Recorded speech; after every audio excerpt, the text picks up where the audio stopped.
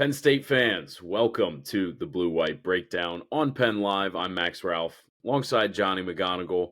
Welcome back to another week, of course, right after the 4th of July holiday. Long weekend coming on a Friday, really coming in clutch. I know Johnny and I really enjoyed the weekend. Hope everybody listening did as well. We got a little more recruiting stuff to talk about. That is the nature of the beast in the summer, of course. 2 commits over the weekend. It's starting to really round out for Penn State in this 26 class. And then I've got a couple of notes as well for a story that's coming up this week that we will get into. But Johnny, first and foremost, as always, how we feeling? I'm feeling good, man. I'm feeling good. I'm getting over the sunburn that I got over the weekend. I don't know if you can tell. It's starting to peel. The hat's covering where it's peeling on top of the forehead. Right. Yeah, I was an idiot and forgot to apply before. I mentioned, on our last podcast on Thursday, going out on a boat this weekend. Made the mistake of not packing the sunscreen, and I felt it, and still feeling it, and getting over it. So yeah. No sunscreen at all is a little crazy. I will admittedly say I got burned in a bad spot on the tops of my feet and my ankles, which is That's not a fun one because of all the movement that goes on there. But I will admit that happened because I just really don't like the feeling of sand on a beach. And so I was just reluctant to reapply on my feet and get it all over my hands. I know that sounds childish, and fair enough. I'll own it, but that's why I burned my feet. Penn State, in a really poor segue by me, but Penn State burned on the recruiting trail a little bit this week. Yeah, I actually had a decent one set up where I had mentioned last podcast that Penn State in the summer tends to get commitments when I was on a boat, and they did it. They did it the day before. They did. So it worked out where I was actually by my computer. I could hit send on those couple of pre-writes that I knocked out before the weekend because all signs were pointing to Penn State landing Tyson Harley, the 4-star defensive end from Gonzaga Prep in the DC area, as well as 4-star offensive tackle Marlon Bright from DePaul Catholic in New Jersey. Max, those when you see the writing on the wall and you got a weekend coming up and these recruits put out their commitment dates ahead of time, why would we not work ahead and make our lives a little bit easier? So those went up on PennLive as they happened minutes after they committed, adding to Penn State's 2026 recruiting class. Like I mentioned, a couple that we expected, but still a couple of big ads. Yeah, definitely. And I think you and I, the last time we spoke as well, talked about how those 2 positions on the defensive line and the offensive line were really all that's left in this class for Penn State as far as numbers go. Of course, if there are bigger name targets out there that could be flip candidates, that's a different story. But as far as pure numbers, as far as pure remaining targets go, offensive line and defensive line were the big ones. And Marlon Bright is not a guy who is super high on the rankings, whichever service you prefer. But he's come to camp a few times, looked really good. The staff has had him in their sights for a really long time. Tyson Harley is a name that I feel kind of got overshadowed just because of the names like Luke Wafel, Carter Meadows at that defensive end spot that Penn State for a long time felt like they were in the running for those guys. His teammate, Carter Meadows, of course, he's kind of playing in the shadow of a 5-star already. But Tyson Harley's a really good football player. He's got good size off the edge. The tape's impressive. I mean, there's no way to beat around the bush there. And I think that, once again, we've said it enough times this summer already, but a Luke Wafel, a Carter Meadows would have been great ads. But when you boil it down to having Jackson Ford and Tyson Harley as your, marquee defensive ends in this class, that's really not anything to complain about. No, and I'm still counting Daniel Jennings. I mean, I know he's on campus, like he, reclassified and enrolled early. Was previously a 2026 verbal commit, reclassifies to 2025. So, he's technically not a part of the 2026 class. And in terms of the rankings right now, I think Penn State is 16th in the country on 3. I forget if that's like a composite of all of the rankings or just theirs, but either way, they're a top 20, fringe top 15, maybe depending on where you look, fringe top 10 class nationally. So Daniel Jennings doesn't count towards that. But when I'm looking at what they have in terms of young defensive ends, I mean, Daniel Jennings is going to have a leg up, obviously, on Tyson Harley and Jackson Ford as well, getting in early. But still, like in terms of age, he's still in that age range. They miss out on, like we mentioned, the Wayfield Meadows, those guys, which you don't want to have happen. But at the same time, to snag two guys like Jackson Ford and Tyson Harley, very talented players, and in your recruiting blueprint, I know Penn State is recruiting nationally as all these big programs are. But at the same time, when you can snag a kid from Malvern Prep and you can get a kid from DC and keep them home, so to speak, is a recruiting win for Penn State, no doubt about it. Yeah, I'm an interesting experiment that obviously is not actually going to happen or really matter at this point. But I would like to see if or how many spots Penn State could jump if Daniel Jennings was still a part of this class. Because I think now that he's kind of behind the eight ball, being a younger freshman on campus, and he's going to take some time in camp and everything to get up to speed, I think we probably forget that he was the top player in West Virginia coming out in the 26 class. Granted, West Virginia, small state, not a ton of prolific high school football there.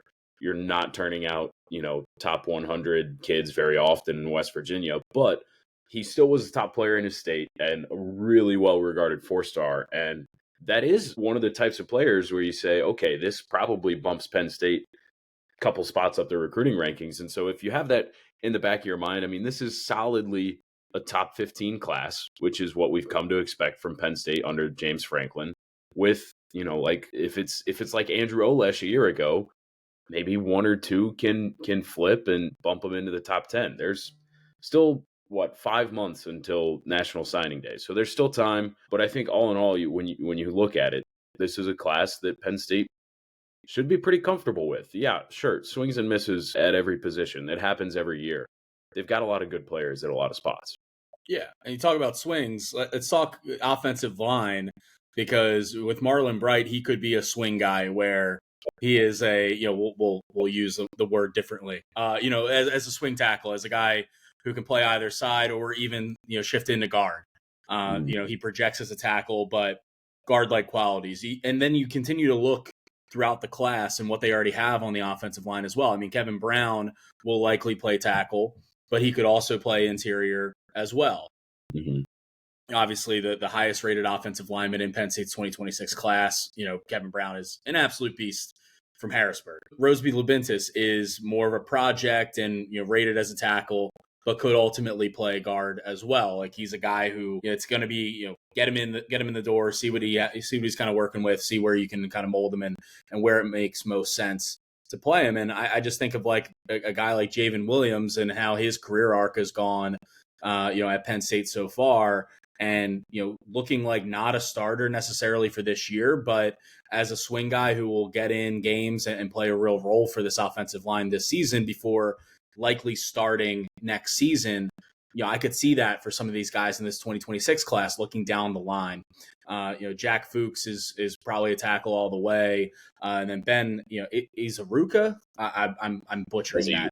Ezeuka is probably an interior guy all the way, right? But I kind of like how this offensive line class has filled out for Phil Troutwine. I know they would have loved to have Grayson McKeo in there, a couple of other, linemen, prospects that they missed on as well. But, Ian Acho going to Oregon, which we kind of all expected, the 5-star. But I like what they have, and I also just kind of trust Phil Troutwine to get the most out of this bunch. And I think getting Marlon Bright in the door was a big one. Yeah, it's another thing that we've talked about this summer.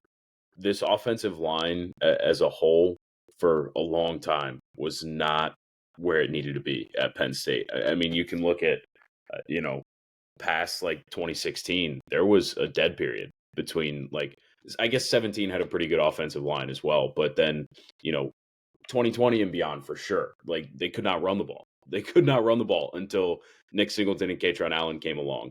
And that was early in Phil Troutwine's tenure. And we've gotten to a point here where we're consistently talking about Penn State being among the best offensive lines in the country, if not the best, and certainly the deepest. I mean, there are so many talented guys, and it's a credit to the type of player that Phil Troutwine has targeted in high school recruiting, because to your point, Johnny, they have made a point of going after versatile guys, of guys who can cross-train at center, guard, tackle.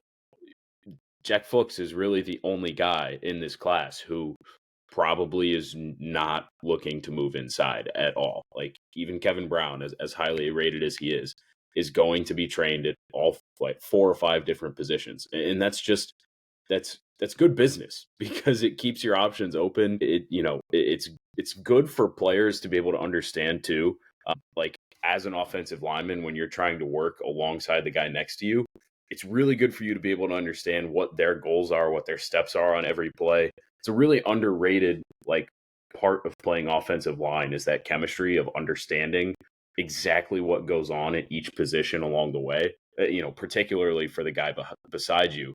But this is an important piece of Penn State's offensive line right now, and I'm with you.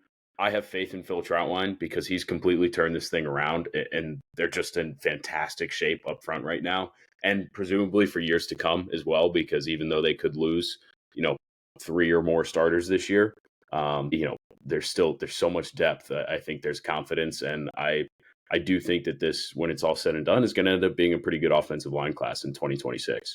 Yeah. I'm curious, Max, kind of what this line does look like in 2026, because you brought it up. Cooper Cousins could theoretically, assuming he starts, right? I mean, we are all assuming that he is going to be a starter at guard, for this team. Now that Sal Wormley is the only starter that doesn't return, from the 2024 season to 2025. Cooper as a sophomore seems like he's just going to slot right in there at guard. He does kind of seem like the future at center. Once Nick Dawkins moves on, that Cooper could be the middle of that, the heartbeat and anchor of Penn State's offensive line in 2026 and beyond. But then it's like, okay, like you probably have to replace 3 or 4 guys up front. I do like continuing on the whole, like, we believe in Phil Troutwine thing, like believe that they'll be good there. But I'm just interested to see how it kind of all shakes out. I mean, you're going to be looking at guys like Javen Williams in the mix, Egan Boyer, maybe Birchmeyer. Like there's a lot of names in there. And when you look at these 2026 guys, like they're not going to be competing for starting roles when they show up on campus, but at the same time, they could be competing for a role for a spot in the 2 deep. And that's not a sign of Penn State lacking depth, because they don't. There's a lot of names in there, but there's also a lot of talented players that Phil Troutwine's bringing in the door. Yeah, it's way too early to be projecting I know. offensive lines, but I love the thought experiment because it's Nick Dawkins, Nolan Rucci, Drew Shelton, and presumably Venga Ioane just because of his draft stop. Like those guys could all leave this year and leave 3.5 starters roles out of this thing. So you're absolutely right. Like these guys are going to come in and compete, which it also is worth saying about the guys who just signed in 2025. Like I'm looking at a guy like Malachi Goodman, who I've seen up close and in person this summer, and the dude is going to be ready next year. Like I'm almost positive of it. He's physically imposing and just a really good prospect. So interesting, and trust in Phil Troutwine. And some similar things on the defensive side of the ball as well with a guy like Harley, and then Jennings, of course, that we've talked about, and Jackson Ford, because that's the only position on this team where you look and say there's no bona fide guys, which is a topic we've hashed out plenty over the past few months because of the Max Granville injury. But it's just the truth, and that's really the biggest storyline right now heading into the season. Yeah, and I mean, Dennis Sutton being your anchor there obviously helps. Zariah Fisher, there is a lot of confidence in the Lash building that he's not only going to be a serviceable starter, for this defensive end room, but also like a potential breakout star in the Big Ten. And it feels weird to say breakout star when, he's entering his 6th season with the program, but that's the case, right? When you miss, 2 seasons, and, he flashed a couple years ago, and then missing last year really, I mean, it flat out sucked, for Zariah and for everyone else, obviously, in that Barnes and that defensive line room. Max Granville's injury, like that sucks for that whole group, because they were expecting a really big role for him. But I mean, maybe Daniel Jennings gets in the mix. Maybe a name that we haven't heard, in a while, like a Mason Robinson, a former 3-star prospect who I believe he flipped from Northwestern to Penn State back in the day. Like maybe he emerges. There's a lot of fluidity, some uncertainty when you're looking at the 2 deep and the 3 deep at defensive end. But it's interesting just to see how this thing is going to go, because we've got August training camp coming up, Max. Big Ten Media Days are in a couple weeks now. Training camp is going to start in a matter of 3 weeks, 4 Mhm. weeks ish. The decisions are going to be made soon. They are. And it does help that, when you look at defensive end and you look at some of these other question marks, and they're relative question marks, they're not like massive issues necessarily, but they are worth monitoring and worth, talking about. It does help that Penn State opens the season the way that they do with those 3 relatively easy games, FIU, Nevada, Exactly. right before Oregon. Like, they've got some time to figure all this stuff out Mhm. before the Ducks come to Beaver Stadium on September 27th. But things that we will be monitoring, and every little word that we hear from James Franklin at Big Ten Media Days and beyond, in terms of helping form our perspective and opinion on these things, will matter. Yep. Yeah. So for all of you folks listening, just a little sneak peek inside what Johnny and I were talking about before we hopped on here. Bob Flounders is very good at giving the two of us just random on the spot questions. And Johnny and I are like, I don't got one today. I don't got one. We're thinking of one. So Johnny, I'm pleased to tell you, as you were talking there, I came up with one. I hope you're ready, and I'm putting you on the spot. I'm ready. Let's do it. If you had to pick one guy, you could also pick one guy on either side of the ball if you'd prefer, but it can't just be one guy. I'll give you that cop out. Who stands to gain the most on the Penn State roster during fall camp? Like, it could be a guy who is like way down the depth chart, but you think has the tools, if they have a great camp, could show up and play a lot in 2025. I'm going to stick with defensive end and a name that I didn't mention, but Jalen Harvey. Yeah. I think could be one. You just talk about the talent. And I remember the recruiting battle that Penn State had to get him. He pushed back his commitment a couple of times. Like, it seemed like it wasn't a sure thing until it was a sure thing, and they got him on campus. But you talk about a guy with an opportunity ahead of him with Max Granville out. Jalen Harvey is one I'm looking at big time. And then on the offensive side of the ball, it's kind of like it's a now or never situation for Caden Saunders at wide receiver.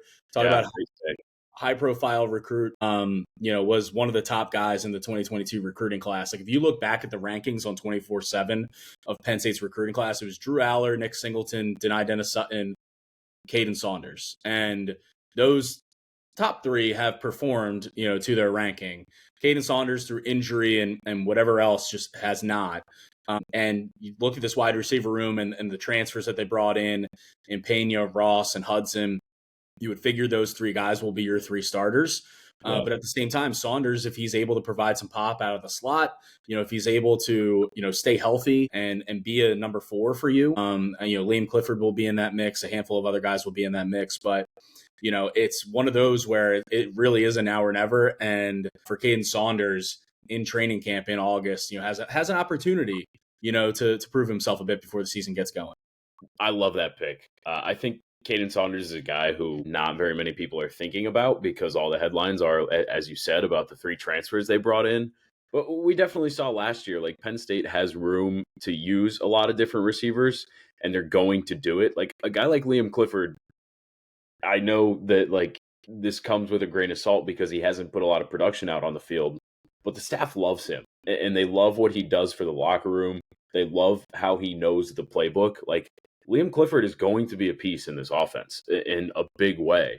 It's yet to be determined if that becomes receiving yardage, but like, Liam Clifford is a part of this room in a big way. And that already puts you at 4 guys that you expect to participate a lot.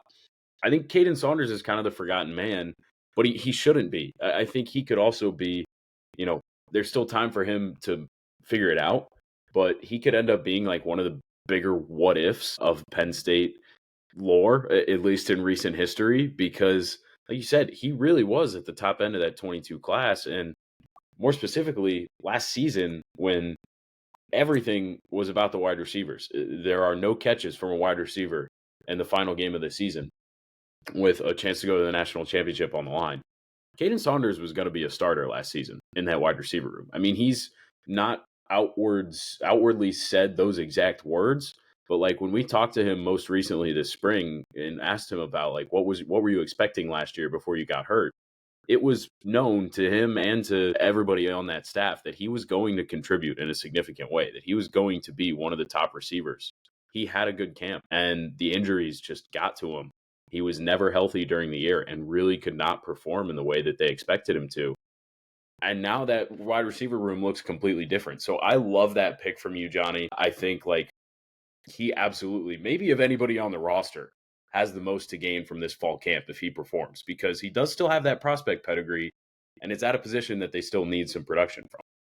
Absolutely. Yeah. No, I'm happy that you're happy with my pick, Max. Yeah. Yeah. I was really just filibustering to give myself time to think about in the back of my brain who I would pick. I'm not sure that I have it, but I'm going to go with maybe an interesting one, Andrew Rappelier, Yeah, because that's a it's good one.